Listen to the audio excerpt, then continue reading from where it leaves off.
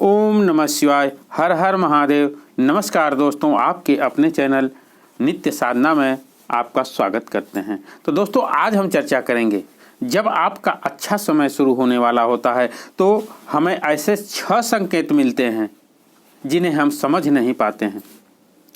दोस्तों, समय एक सा नहीं होता, कभी अच्छा समय आता है तो कभी बुरा समय आता है। बुरा समय आते क्यों हैं? हमारे कर्मों के आधार पर हमें अच्छा समय और बुरा समय भोगना पड़ता है। कुछ बुरा समय हमें यहाँ ही भोगना पड़ता है और कुछ मरणोपरांत हमें भोगना पड़ता है। दोस्तों, पूजा पाठ से हमारे दुख कटते हैं। दुख कटने के बाद में सुख का समय आता है। दुख का समय बड़े प्रयास के बाद हमारे बुरे दिन कटते हैं। बुरे दिन एक एक मिनट, एक एक पल काटना बहुत ही कठिन होता है। अच्छे दिन जब आने वाले होते हैं तो हमें भगवान ऐसे 6 संकेत देते हैं जिन्हें हम समझ नहीं पाते हैं।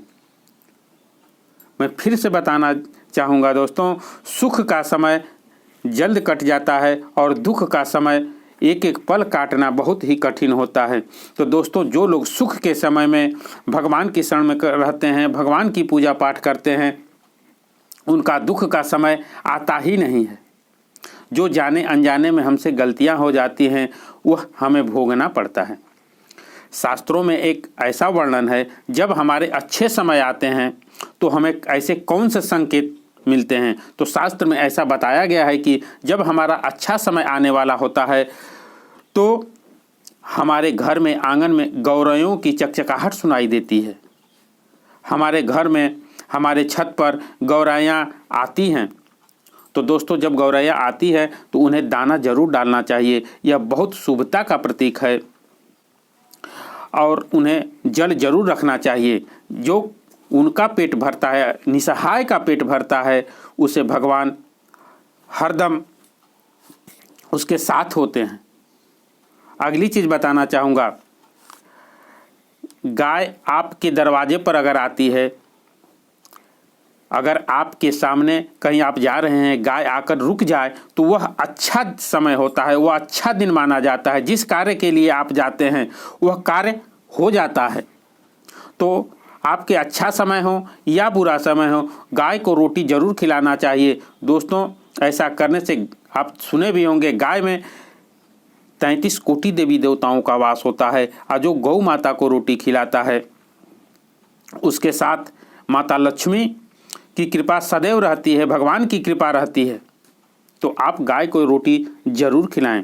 अगली चीज़, आपने ध्यान भी दिया होगा, जब आपके बुरे समय आते हैं, जब आपके बुरे समय आते हैं तो आपके घर में अजीबो सी खामोशी रहती है, कुछ अच्छा नहीं लगता है। अगर आप गाय को, कुत्ते को अपने हाथ से अगर रोटियां खिलाते हैं, चाहे कुछ भी खिलाते हैं, तो वह सूंघ करके हट जाता है, वह नहीं खाता है। दोस्तों, जब आपके शनि, राहु, केतु जब आपके खराब होते हैं तभी ऐसा होता है। और वही अगर दूसरा कोई कुत्ते को रोटी डालेगा तो उसके हाथ से वह खा लेगा, लेकिन आपके हाथ की रोटी वह नहीं खाएगा। तो दोस्तों, ऐसे संकेत को समझना चाहिए। अगली चीज़, अतिथि, रिश्तेदार जो आपके होते हैं उसका आवागमन नहीं होता है। जब आपके बुरे दिन आते हैं तो उनका आवागमन आपके घर पर नहीं होता है। और जब अच्छे दिन आपके आने वाले होते हैं तो आपके घर अतिथि, रिश्तेदार, बहन, बेटी सब लोग आने लगते हैं। आपके घर में अगर सफ़ेद कबूतर आकर के बैठ जाए तो आप समझिएगा कि अच्छा दिन आने वाला है। वह अच्छा दिन आने का संकेत देता है। अगली चीज़, जब आप पूजा कर रहे हों, पाठ कर रहे हों और आप बैठ कर के पूजा कर रहे हों, पाठ कर रहे हों और भगवान पर रखा कोई भी चीज़ जैसे पुष्प चढ़ा हुआ है, अगर आपके पास गिर जाए, आपके सामने गिर जाए, तो यह भगवान आपसे प्रसन्न होते हैं। ऐसा प्रतीक माना जाता है कि भगवान आपसे प्रसन्न हैं। जो आप पूजा कर रहे हैं, पाठ कर रहे हैं, भगवान उसे स्वीकार कर रहे हैं। तो दोस्तों, यह बहुत शुभता का प्रतीक है। अगर आप कहीं जा रहे हैं, रास्ते में गिरा हुआ अगर सिक्का मिल जाए तो आपके रुके हुए पैसे मिलने का संकेत माना जाता है। रुके हुए पैसे आपका मिल जाता है, स्थिति मजबूत होती है, ऐसे संकेत माने जाते हैं कि जो भी आपकी स्थिति है वह मजबूत होगी, धन का लाभ होगा। तो दोस्तों, इन सब बातों को आप विशेष ध्यान दें। आपको उपाय बताना चाहूँगा, अगर आप सरकारी नौकरी के लिए परेशान हैं, व्यापार के लिए परेशान हैं, या आप व्यापार आपका ठीक ढंग से नहीं चल रहा है, तो आप पक्षियों को दाना और पानी जरूर रखें। अपने छत पर या बाहर जगह हो तो आपको पानी जरूर रखना चाहिए, दाना रखना चाहिए।